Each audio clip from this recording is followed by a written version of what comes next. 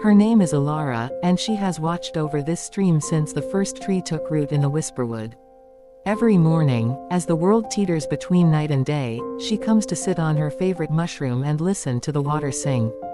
The stream carries more than just rain and melted snow, it holds the first light of dawn, spun into tiny droplets that glow like crushed jewels.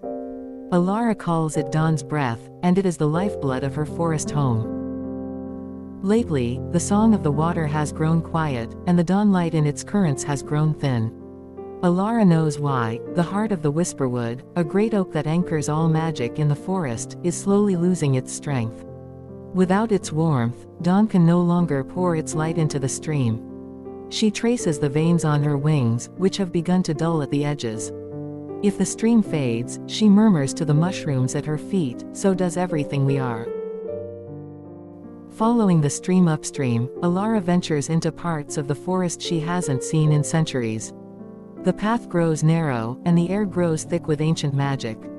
She passes glades where fireflies sleep in clover and stones that hum with forgotten spells. As she walks, she cups her hands and collects what little glowing water she can, carrying it like a tiny lantern to light her way. At last, she reaches the heart. It towers above all other trees, its branches once wide enough to hold entire meadows, now, they droop heavy with weariness. Alara kneels and pours the stream's light into the oak's hollow core.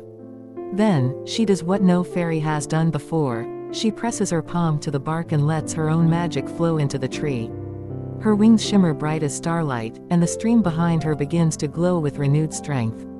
When she returns to her spot by the stream, the water is singing loud and clear.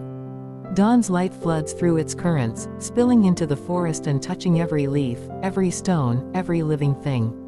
Her wings shine with their full iridescence, and new mushrooms have sprung up around her perch. From that day on, Alara knows she doesn't just watch over the stream, she is part of its song, just as it is part of hers. And every dawn, the Whisperwood wakes to the sound of water carrying light home.